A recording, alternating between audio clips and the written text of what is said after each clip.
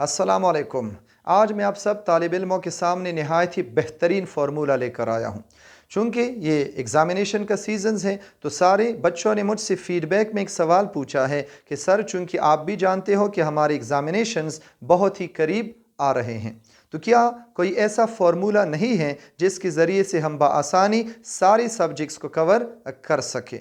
चूँकि आप सब वीवर्स जानते हो कि तालीम के शोबे से मैं भी 15-20 सालों से वाबस्ता हूँ, तो मैंने आप बच्चों के लिए आज एक नहायत बेहतरीन सा फार्मूला सर्च किया है, जो सीखने के बाद, जिस पर अमल करने के बाद आप सारी स्टूडेंट्स, चाहे आपका ताल्लुक स्कूल से हो या आपका ताल्लुक किसी कॉलेज से हो या आपका ताल्लुक किसी यूनिवर्सिटी से है, ये फार्मूला आप सब के लिए यकसा यानी बराबर मुफीद है।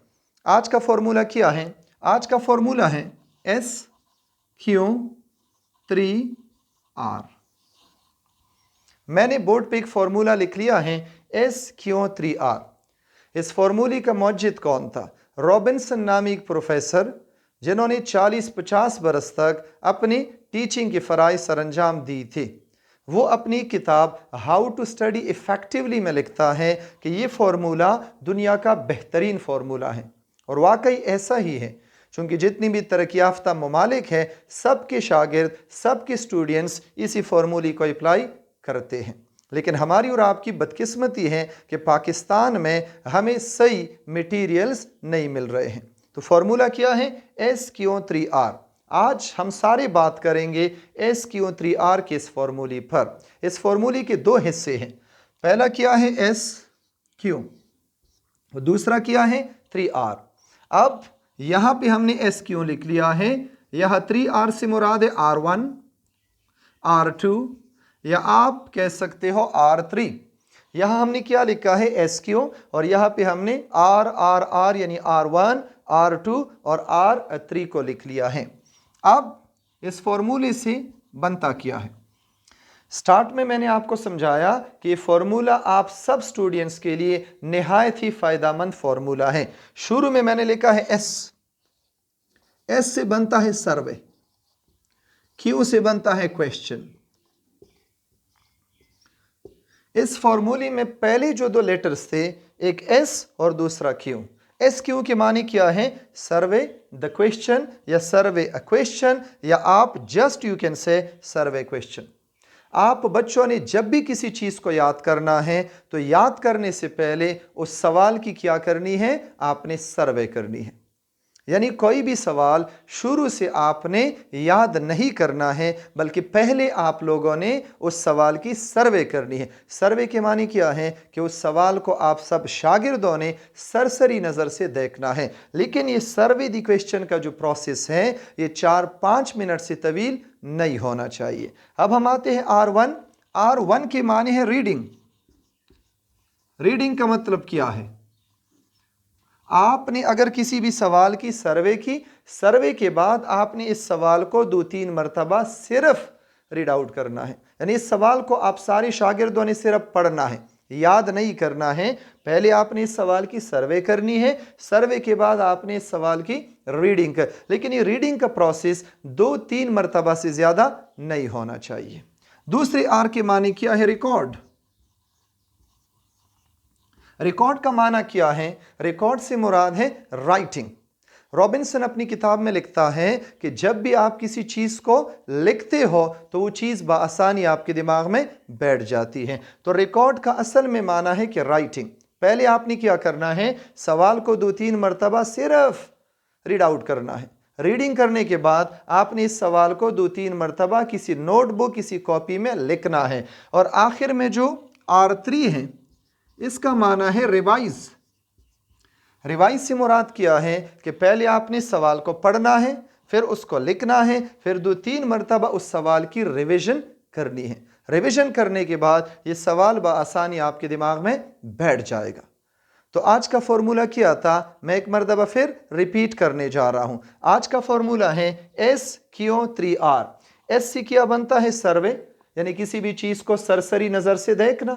तो आप तो चूंकि स्टूडेंट्स हो, आपने क्या करना है कि कोई भी सबक जब आप लोग पढ़ लेते हो तो सबक के आखिर में क्या है? एक्सरसाइज।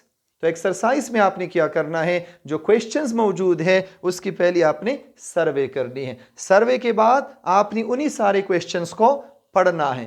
पढ़ने के बाद आपने उसको लिखना है। लिखने के बाद आपने उसकी बार बार प्रैक्टिस करनी है, उसकी रिवीजन करनी है। लेकिन ये रिवीजन करने का या रिवाइज करने का प्रोसेस जो है ये 24 घंटों के अंदर अंदर ही होना चाहिए। यानी पढ़ना है, फिर लिखना है, फिर क्या करना है, उसको रिवाइज करना है। लेकिन रॉबिन्सन लिखते हैं कि रिवीजन का जो प्रोसेस है ये 24 घंटों के अंदर अंदर होनी चाहिए। उम्मीद है आज आप सब बच्चों को ये छोटा सा फॉर्मूला पसंद आ चुका होगा, क्योंकि ये फॉर्मूला निहायत ही अहम फॉर्मूला है। इसको सारी दुनिया में जितनी भी शागिर्द है, जितनी भी स्टूडेंट्स हैं, सब इस फॉर्मूले पर काम करते हैं। तो आप बच्ची भी खुशकिस्मत हो कि आज रॉबिन्सन का फॉर्मूला मैंने आप सब स्टूडेंट्स के सामने पेश किया। तो फॉर्मूला किया था, मैं repeat once more, SQ3R। S के माने है सर्वे, Q से मुराद है क्वेश्चन, R1 के माने है रीडिंग, R2 के माने है रिकॉर्ड यानी राइटिंग, R3 के माने है रिवीजन यानी रिवाइज करना। अब इसके अलावा मैं आप शागिर्दों के साथ 4-5 ऐसी बातें शेयर करने वाला हूं जो एग्जाम से पहले आपने लाजमन अप्लाई करनी है। पहली बात क्या है कि मोबाइल ऐप्स अनइंस्टॉल। आपके पास मोबाइल में जितने ऐप्स हैं वो सब ऐप्स आपने अनइंस्टॉल करने हैं। दूसरा क्या है कि study time from 5 AM to 8 AM। किस वक्त आपने स्टडी करनी है? स्टडी आप हर वक्त कर सकते हो, लेकिन बेहतरीन टाइम कौन सा है? सुबह सवेरे। आप बच्चे जब early go to bed and early get up, यानी आप लोग जब जल्दी सोने के लिए जाओगे तो जल्दी ही सुबह सवेरे उठोगे। तो स्टडी का बेहतरीन टाइम क्या है? 5 AM सुबह से लेकर 8 AM सुबह तक है। इन 3 घंटों में आप जो चीज़ें सीख सकते हो वो आप 7-8 घंटों में नहीं सीख सकते हो। तीसरा पॉइंट क्या है? Organise the study place. आपने जिस जगह पे स्टडी करनी है वो कौन सी होनी चाहिए? वो ऐसी जगह होनी चाहिए, यानी ऐसी जगह का इंतखाब आपने करना है कि जो बेहतरीन हो, पुरसकून हो। चौथा पॉइंट क्या है कि take some breaks during study.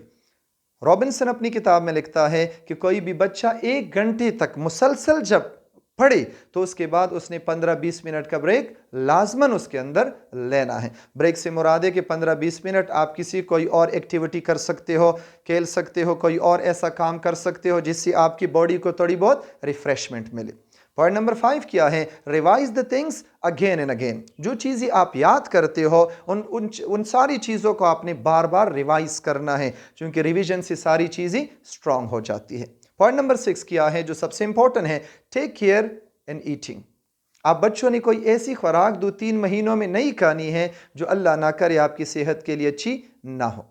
क्योंकि अगर आपने कुछ ऐसा खाया जिसमें बेकरी फूड्स हैं, जिसमें बाजारी खाने हैं, ऐसी चीज़ों से आप सब ने गुरेज करना है। क्योंकि 1-2 महीनों में अल्लाह ना करे अगर आपकी सेहत बिगड़ गई तो आपका जो सारा साल का मेहनत था वो सारा का सारा ज़ाया हो जाएगा। मैं आज के लेक्चर को ख़त्म करने जा रहा हूं, लेकिन मैं 5 या 6 पॉइंट दोबारा रिवाइज करने वाला हूं। पहला काम आपने क्या करना है? मोबाइल ऐप्स को अनइंस्टॉल करना है जिसमें गेम्स है बहुत सारी। आप लोग यानी व्हाट्सएप पे काम करते हो, फेसबुक, तो इन सारी चीज़ों को आपने अनइंस्टॉल करना है। यानी आपने 2 महीनों तक मोबाइल के इस्तेमाल से परहेज़ करनी है। दूसरा पॉइंट क्या था? स्टडी टाइम आपने रखना है सुबह, यानी सुबह सवेरे 5 AM से लेकर 8 AM तक। तीसरा क्या है? Organise the study place. चौथा क्या है? Take some breaks during study. पांचवा क्या है? Revise the things again and again. छठा क्या है? Take care of your food या टेक केयर इन ईटिंग।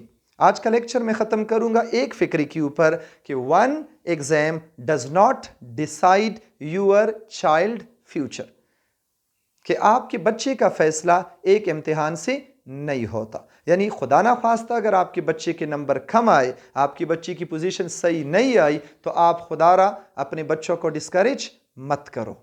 मेरे आने वाली किसी और अच्छे से लेक्चर का कीजिएगा इंतज़ार। तब तक रखिएगा अपना बहुत सारा ख्याल। Thank you so much and good luck.